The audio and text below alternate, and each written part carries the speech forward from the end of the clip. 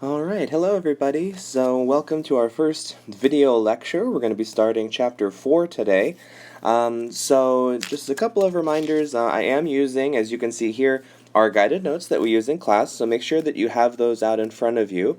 And then if you have any questions along the way, you can always pause it, right, and go back and rewatch something again, or just stop by the virtual office hours that I'm going to have. That's during my office hour time and our regularly scheduled class time via Zoom.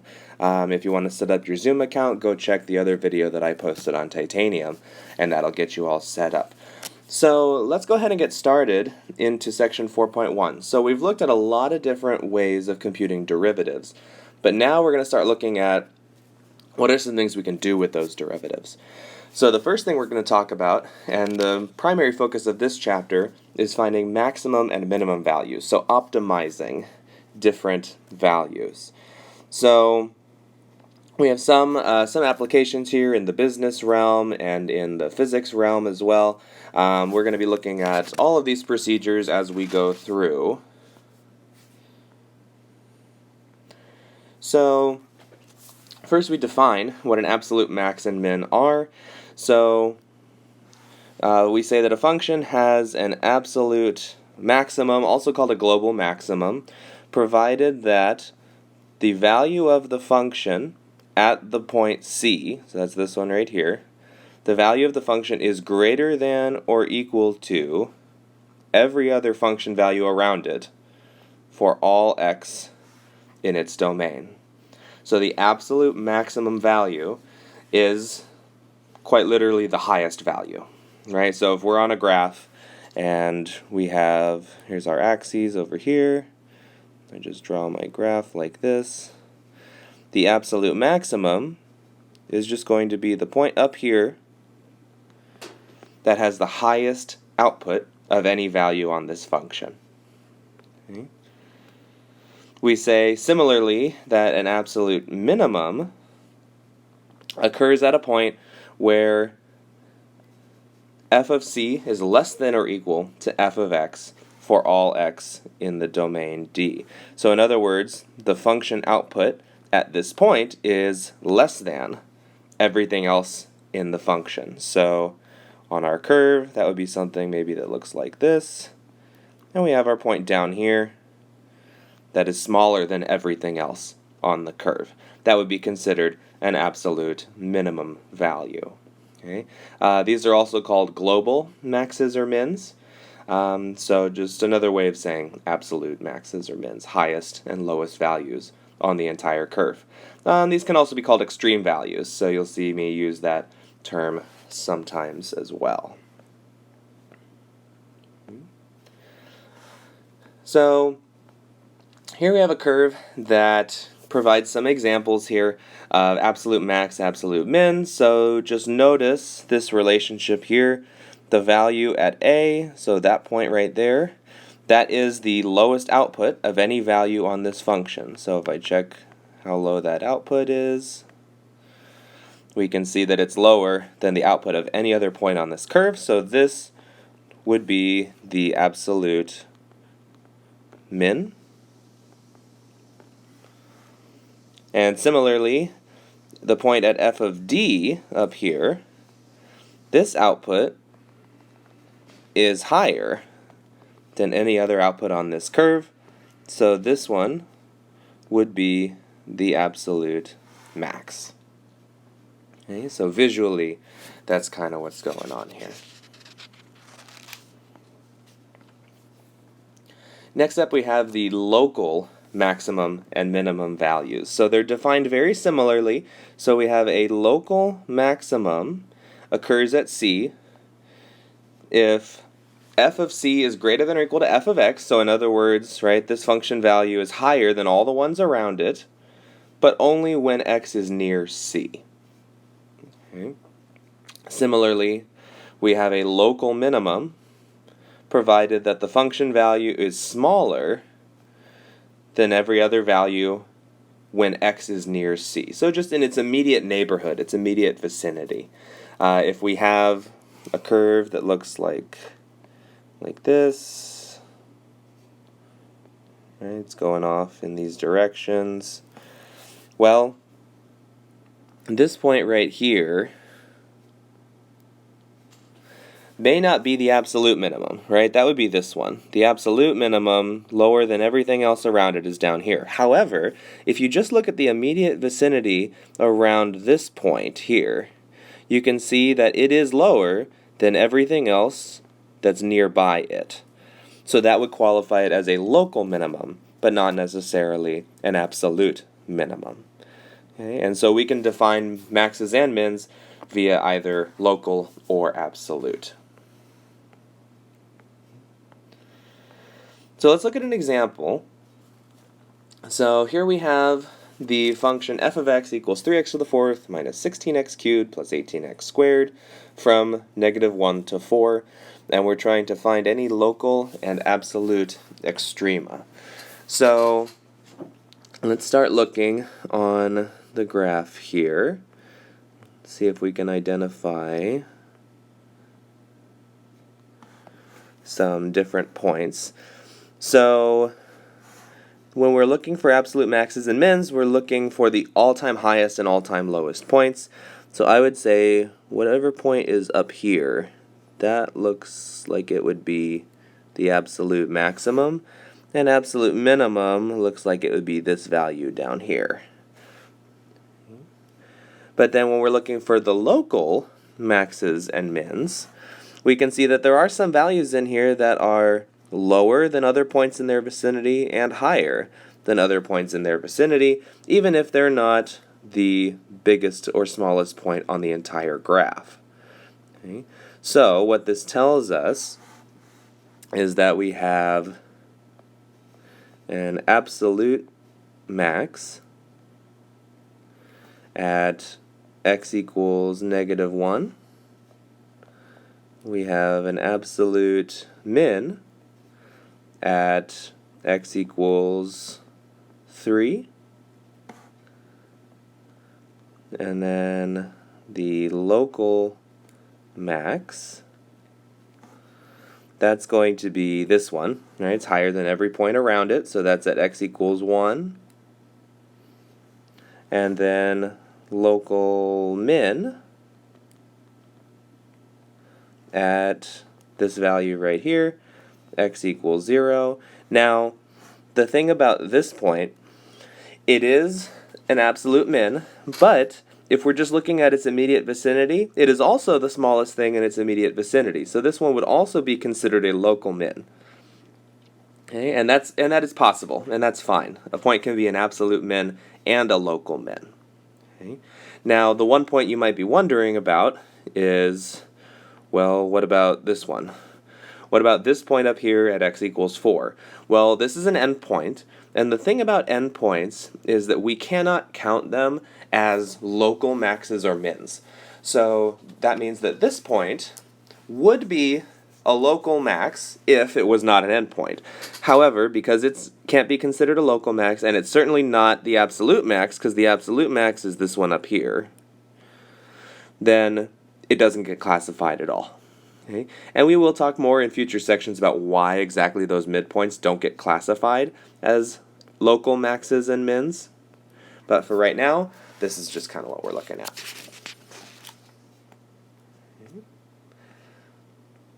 If we look at the next example here,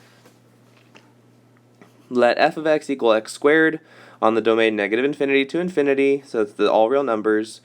Find any local and absolute extrema. Okay, so we know that the parabolic graph, right, if we just let it go off towards infinity, it's going to just continue onward forever in both directions. So in terms of maxes and mins, well, I can see there's a minimum right here, right at that point, at the vertex. So that one would be considered a local min. However, if you notice, because this graph goes off towards infinity in both directions, this is also the lowest value on the entire function. So this would be a local min and an absolute min. And this is the point 0, 0. So it's a local min and an absolute min. Now in terms of maximum values, well, like I mentioned, this graph goes off towards infinity on both sides here. So if we're trying to find the absolute maximum, well, infinity is not a number, so there really is no absolute or even local maximum values because the graph goes on forever and it never stops. So we can say this one has no maximum values. For the next one, let f of x equal negative 1 over x minus 2 on the domain 0 to 2. Find any local and absolute extrema. Okay. So for this one, we're looking at this function over the open interval from 0 to 2. So what you can see in the graph here, that means that we are not including the value at 0. And then at 2, it's asymptotic. So at 2, there's not even a concern that we would include 2. Now, if we're trying to determine extrema, well, let's look at the asymptotic side first. So this graph is going to increase forever and get closer and closer to this asymptote, but never actually reach it. That's the whole point of the asymptote, which means that this curve is never going to stop growing. And if it's never going to stop growing, that means that it's going to have no max value. Okay? Because it's just going to head off towards infinity. It's never going to stop. Now, the other side of this is very interesting. Over here at the minimum value, the possible minimum value, well, the problem here is that the point doesn't exist at 0. So when we're saying, well, where does it stop? Well, we don't know, because if you look at, say, a number line, right, here's 0, and here's 1. So we know that the function values are getting closer and closer to 0 as we go, but never actually reaching 0. The problem is there are so many numbers here in between 0 and 1 that this function will actually be approaching 0 technically forever without ever actually hitting it. Okay, and that's because it's open. So you think, well, let me get a number that's close to 0, 0.00000000001. Okay, well that's close, but I can come up with one closer and just add some more zeros. And basically we can keep doing this forever. So we can approach 0 forever and never actually reach it. So this one actually has no minimum value either.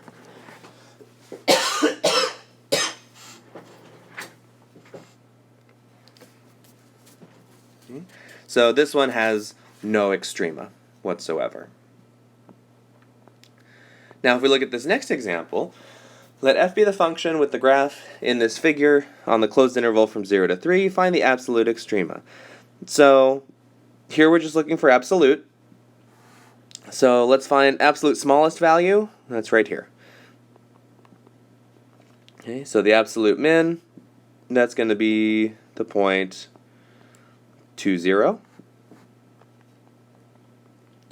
And then the absolute max, well, this one is the highest one on this branch of the curve.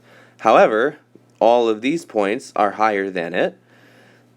This point would be the absolute max, except just like the previous example, it doesn't exist. So that means we're approaching this value of 3 forever without actually ever reaching it.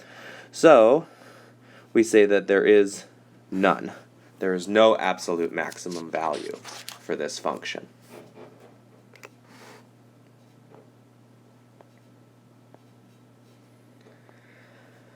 Alright, so this brings us to one of the big quote-unquote value theorems in calculus, and this is the extreme value theorem.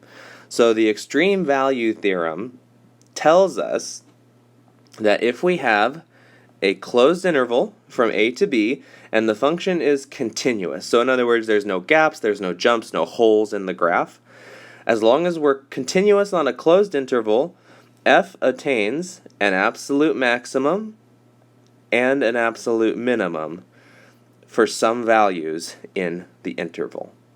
Okay, so again, if the function is continuous, no gaps, no holes, on a closed interval from a to b, the extreme value theorem, the EVT, guarantees us that there will be an absolute max and an absolute min.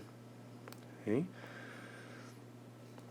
So one counterpoint to this, right? We looked at the example on the last page with f of x equals negative 1 over x minus 2.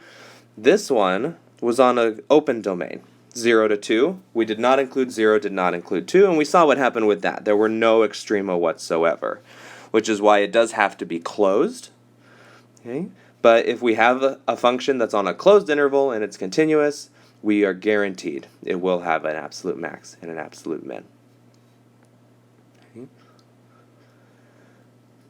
So when we're looking for these absolute extrema, so we say if f is a continuous function defined on a closed interval, then the absolute maximum must occur at either a local maximum or at an endpoint.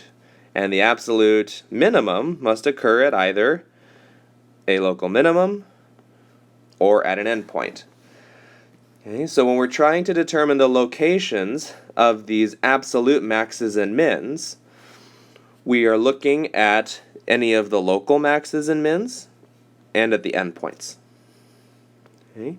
So this is how we determine where the absolute extrema are. So notice in this example, the absolute max occurred here at an endpoint, but the absolute min occurred at one of the locals. Okay? And so it can be any type of mixture of scenarios in here.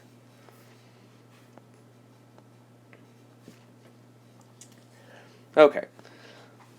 So now we get to a little more of the calculation side of these extreme values. So to start off, we're going to talk about Fermat's theorem. So Fermat's theorem says if f has a local max or min at c, then f prime of c equals 0 or f prime of c does not exist. Okay, so this tells us if we know that the function has a local max or min at a point, then we know that the derivative must be equal to 0 or not exist. And we saw this in that previous graph we looked at. So here we have, right, a local maximum at this point. Notice horizontal tangent, that's a derivative of 0. Same thing here, right? Horizontal tangent, same thing here, horizontal tangent. And then down here, right, we have this cusp or corner here. That at this point, the derivative would not exist. And these were all of our local maxes and mins. Okay. Now, an important thing to remember about this statement is it doesn't go the other way necessarily. Just because the derivative is 0 or does not exist does not guarantee that we have a local max or min. That's something we're going to have to test for, and we'll look at in a future section. Here we have the definition of a critical number. So a critical number, sometimes you'll hear me call it critical point. So different books call it different things. I usually call it a critical point or CP, but you can also be called critical number, critical value, any number of things.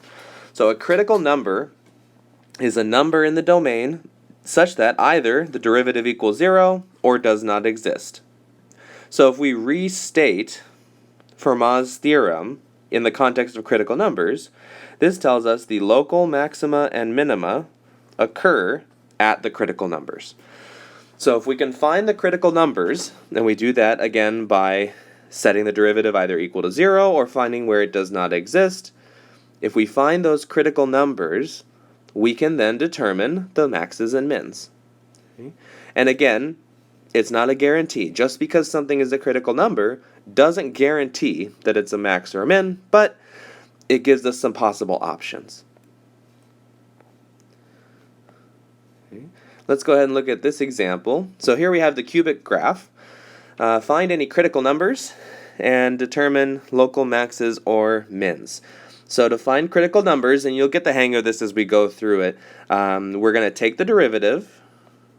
So we're going to take f prime of x, and that is going to be using the power rule, right? We bring down the 3, so that's 3x to the 3 minus 1, right? So that's 3x squared is our derivative. And we are going to set this equal to 0, solve for x. So we get x equals 0, and this is our critical point, or critical number. Okay. So that would be right here. Now, the issue on this graph is that if we were trying to classify this as a max, well, that wouldn't work because here there are a bunch of values near it that are higher. So then what about a min? Well, unfortunately, there are a lot of values here that are also lower than it as well. So this can be classified neither as a max or a min. And this was our only critical point to choose from, which means that this function has no max or min. Okay. And we know that's true in general of this graph because it grows off towards positive and negative infinity. And there's this one point in the middle where it levels off, but it never actually turns a corner. It never becomes a maximum or minimum value. Okay, let's look at this next one here. So here we have the absolute value function. So we know that the absolute value function, right, absolute value of x, this is defined as a piecewise function. It's negative x if x is less than 0, and it's x if x is greater than or equal to 0. So f prime would be negative 1 and 1. The issue is right here at this point. At this point we have a corner, right? So we go from having a slope of negative 1 and then immediately turn to having a slope of positive 1, and there is no smooth connection between them. So we know that this function does not have a derivative at 0. The derivative does not exist. So we say f prime of x does not exist at x equals 0. So that means that this is one of our critical points.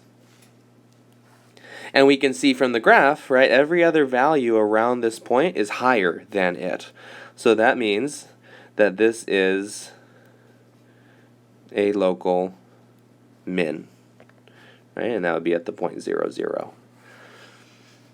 Okay. We could also talk about it being an absolute min, but that's not really what the question was asking for.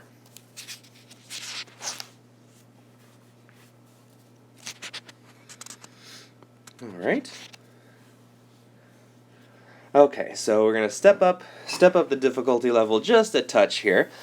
So find the critical numbers of this function. So we need to take the derivative, and we need to set it equal to 0, or find any values where it does not exist. So to do this, you can go about it a couple ways. I think there's going to be one that's easier than the other. So notice here we have a function of x times a function of x. You can apply the product rule to this.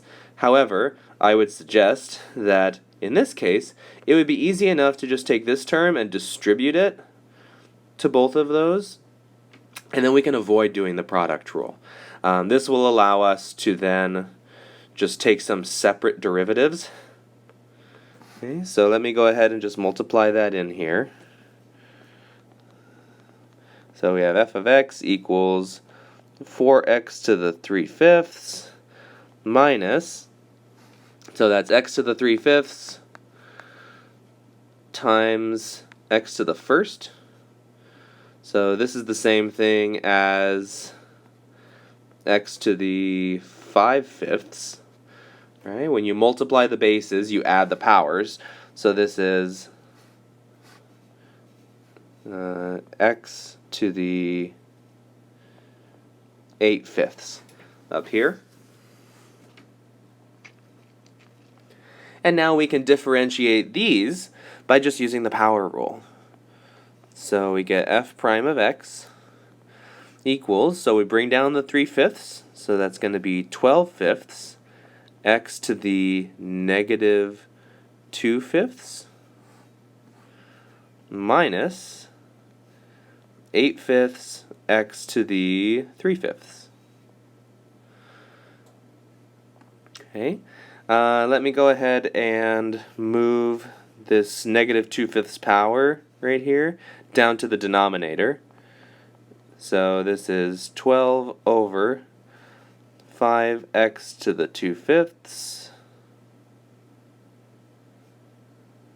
and then minus 8x to the 3/5 over 5. And this is our derivative. So we're going to set that equal to 0. Scroll down here a bit. Now, the first thing I want to point out is this function does have a point where it will not exist, right? A DNE. And that's going to come from right here. Right? Notice that if x equals 0, this function does not exist. So I'm just going to make a note of that over here on the side. So this is going to be DNE at x equals 0.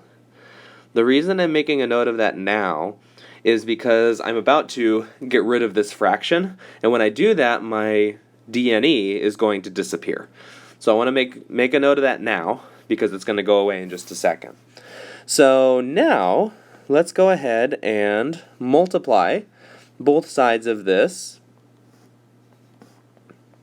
by 5x to the 2/5, so that we can clear out these denominators. So on this side we have just 12 minus 8 times x to the 2/5 times x to the 3/5 times x to the 3/5. So same as before, you add the powers, so 2/5 plus 3/5, that's 5/5. So this just becomes x to the first. So that just becomes 8x. Equals, anything times 0 is just 0. So this ends up working out pretty nicely here. We get 8x equals 12, so we get x equals 3/2. So this is a point where the derivative is equal to 0. So that means we have over here our DNE point, so that's a critical point, and this is a critical point. Okay, so our critical numbers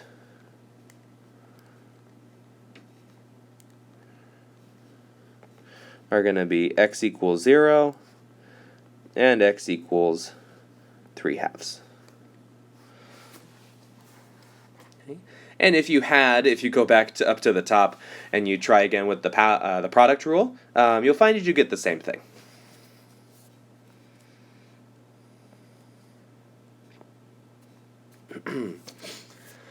All right, so for finding absolute extrema, okay, so they want to detail this process here. Because we've talked a little bit about how we can find the critical numbers. The critical numbers allow us to find local maxes and mins, and we'll talk more about that later as well. But now for the absolutes. So to find absolute max and min values of a continuous function on a closed interval, right, we know that they have some because of the extreme value theorem. What we need to do is first find the critical numbers, and we are going to compute the value of f at each of the critical numbers. Then we're going to compute the value of f at the endpoints. Okay? And then the key thing here is we're going to compare. Okay, so if we have local maxes, local mins, and endpoints, whichever one is the biggest output, that's our absolute max. Whichever one is the smallest output, that's our absolute min. So really we're just plugging into the function, figuring out which number is the biggest, which one's the smallest, and that's it. So let's look at this example here. So here we have our function on the interval -2 to 3. So first we're going to compute f prime and find the critical numbers. So this is going to incorporate the power rule. So bring down the 4, so that's 4 over 2, right, which is just 2, x cubed, minus, bring down the 3, and then that's going to cancel with that 3. So that's just going to leave us with 2x squared minus 4x. And the derivative of 1 is 0. So that one just disappears. Now we want to find the critical numbers. So we're going to set this equal to 0. And then see what we can do. So notice in each of these terms there's a common factor of 2x. So let's go ahead and just factor that out. And we're left with x squared minus x minus 2. And then this is factorable, so we get x minus 2 times x plus 1, like that. So then we get our critical numbers are at 0, 2, and negative 1. Okay, so these are our critical points. Okay, and then we need to compute the value of these in the function. So we can tell which one's the biggest, which one's the smallest. So you just do this off to the side here. So we have here f of negative 1, f of 0, and f of 2. Okay. And so you plug them back into the original function, so this function up here. Plug those in, crunch the numbers, you will get a little bit of fractions here. So f of negative 1, that is 1/6. F of 0 is 1, and f of 2 is negative 13 over 3. Okay. So there we have a comparison to each other. Now, for part B, so we'll put these on hold for just a second, we're going to compute the value of the function at each of the endpoints. Okay, so the endpoints, that's these right here, okay, the interval from negative 2 to 3. So to compute these values, we just do, to be consistent with my colors, we just do f of negative 2, and we do f of 3. Okay, so again, this function right here, so we're using the same function as before, plug in those values, and you end up getting f of negative 2 is 19 over 3, and f of 3 is 11 over 2.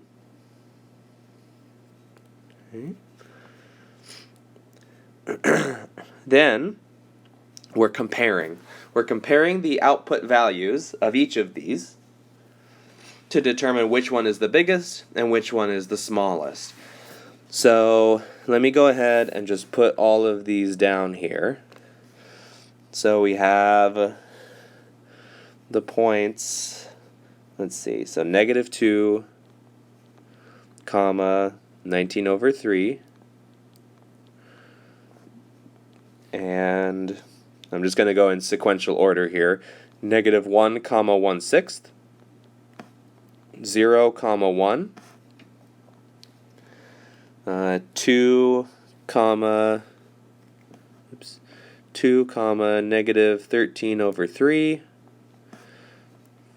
and 3, comma, 11 over 2. So when we look at the outputs here, let's see, which one is the smallest? Well, that would be, right, the negative 1 down here. So 2 comma negative 13 over 3. So this one would be an absolute min. And then which one is the largest value? Well, that would be this one. So that would be an absolute max. Okay. But now, let's go ahead and graph this looks like. So let me just plot the points first. So negative 2 comma 19 over 3. 19 over 3 is 6 1/3. So that's going to be somewhere up here. Ooh, that might be a little high. But you get the idea. So yeah, I guess right there. Negative 1 comma 1/6. So that's going to be pretty low down here. 0, comma 1, that's going to be right in the middle there. 2, comma negative 13 over 3, so that's going to be a little less than negative 4. That's going to be right down there. And 3, comma 11 over 2, so that's going to be 5.5. So that's right about there. And then let me just connect as smoothly as I can. Something like that. So when we're looking for, so first of all, absolute max, that's that one, the one we found. Absolute min is right there. But we also have some locals as well, right? So we see that this one is a local min, that's at negative 1. So this one is a local min. This one at 0 is a local max. Okay. And the one that we called the absolute min is also a local min. Okay. So it's also a local min. And this point over here, right, this endpoint, it's an endpoint, so it can't be counted as a local, and it's not the absolute max or min, because its output is lower than this one. So this is the classification of all of our points. All right. Okay, and then on the last page we have an application example with the Hubble telescope, looking at velocity and talking about maximizing and minimizing, but we're not going to work on that one together, so you don't have to worry about this last page. And that brings us to the end of 4.1. So hopefully you made it all the way through.